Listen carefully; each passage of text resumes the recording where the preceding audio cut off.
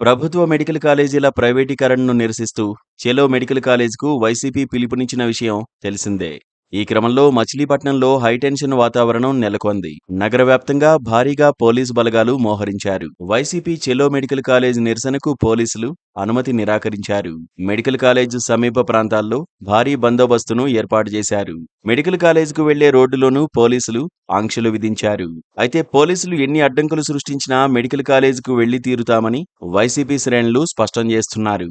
దిమ్మల centre సమీపంలో సమీకరణ అవుతున్నారు వైసీపీ శ్రేణులు. ఈ నిరసనలో పాల్గొనేందుకు మాజీ మంత్రి పేర్ని నాని, అవనిగడ్డ మాజీ ఎమ్మెల్యే సింహాద్రి రమేష్ మచిలీపట్నానికి చేరుకున్నారు. అటు ఏలూరులోనూ వైసీపీ చెలో మెడికల్ కాలేజ్ పిలుపుకు పోలీసులు అనుమతి నిరాకరించారు. వైసీపీ పిలుపుకు ధీటుగా టీడీపీ నేతలు చెలో మెడికల్ కాలేజ్ పిలుపునిచ్చారు. ఈ క్రమంలో ముందు జాగ్రత్తగా రెండు పార్టీలకు కూడా పోలీసులు అనుమతి నిరాకరించారు. ఏలూరు పాత బస్టాండ్ వద్ద ఉన్న మెడికల్ కాలేజ్ టెంపరరీ భవనాల వద్ద భారీగా పోలీసులతో బందోబస్తు ఏర్పాటు చేశారు. Please subscribe to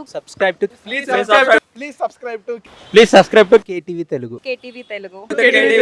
KTV Telugu. KTV Telugu channel.